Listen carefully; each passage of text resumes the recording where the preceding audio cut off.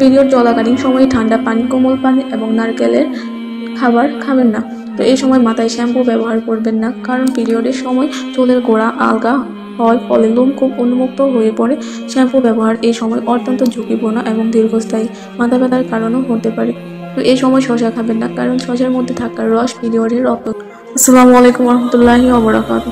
প্রিয় পর্দার আড়ালের মা ও বোনেরা এবং শ্রদ্ধেয় মুরব্বী এবং আমার প্রাণপ্রিয় ভাইয়েরা, আপনাদের অনেক অনেক অভিনন্দন। তো যারা আমাকে প্রথম থেকে এই পর্যন্ত সাপোর্ট করে যাচ্ছেন তাদেরকে আরও অসংখ্য ধন্যবাদ। তো প্রতিনিয়ত আপনারা আমাকে এভাবে সাপোর্ট করে যাবেন। তো আমি আজকে যে বিষয়টি নিয়ে আলোচনা করব সেই বিষয়টি হচ্ছে অত্যন্ত গুরুত্বপূর্ণ আলোচনা। তো আপনারা মনোযোগ সহকারে শুনবেন। যদি আপনারা মনোযোগ সহকারে শুনেন তো আশা করি আপনারা কিছুটা হলে উপকৃত হতে পারেন।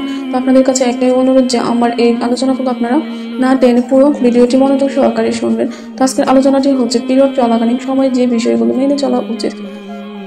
তো এই পিরিয়ডের সময় নারীদের কিছু কাজ করা থেকে বা কিছু খাবার খাওয়া থেকে বিরত থাকা উচিত নিজেদের সুস্বাস্থ্যের জন্য। তবে অনেকে এই ব্যাপারে সচেতন নয়।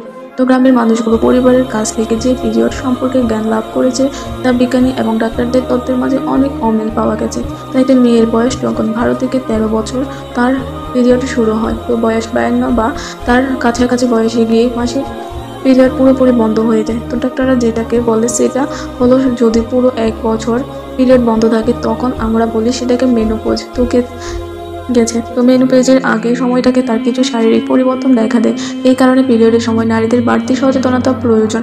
তো পিরিয়ড চলাকালীন সময়ে ঠান্ডা পানি, কোমল পানি এবং নারকেলের খাবার খাবেন না। তো এই সময় মাথায় শ্যাম্পু ব্যবহার করবেন না, কারণ পিরিয়ডের সময় চুলের গোড়া আলগা হয়, ফলে লোম খুব উন্মুক্ত হয়ে পড়ে। শ্যাম্পু ব্যবহার এই সময় অত্যন্ত ঝুঁকিপূর্ণ এবং দীর্ঘস্থায়ী মাথা ব্যথার কারণও হতে পারে। তো এই সময় শসা খাবেন না, কারণ শসার মধ্যে থাকা রস পিরিয়ডের রক্তকে জরায়ুর প্রাচীরে আটকে দিতে পারে, যার ফলে আপনার বন্ধ হয়ে যাওয়ার সম্ভাবনা রয়েছে।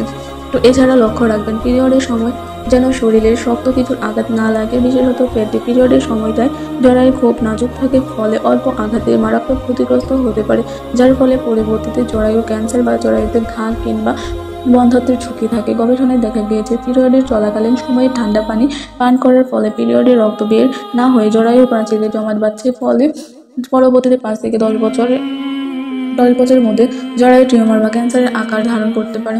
প্রিয় পর্দার আড়ালের মা ও বোনেরা, এই ছিল আজকের গুরুত্বপূর্ণ আলোচনা। যদি আপনারা আমার ভিডিওটি স্কিপ না করে পুরো ভিডিওটি মনোযোগ সহকারে শুনে থাকেন তাহলে আশা করি আপনারা কিছুটা হলেও উপকৃত হবেন, আর আপনাদের উপকারে আমি স্বার্থ। আর যারা এখনও আমার চ্যানেলটিকে সাবস্ক্রাইব করেনি তারা অতি দ্রুত সাবস্ক্রাইব করে পাশে থাকবে, আর যারা অলরেডি আমার চ্যানেলটিকে সাবস্ক্রাইব করে দিয়েছেন তাদেরকে অসংখ্য অসংখ্য ধন্যবাদ। তো আজকে এই পর্যন্ত। আসসালামু আলাইকুম রহমতুল্লাহি ওয়া বারাকাতুহু।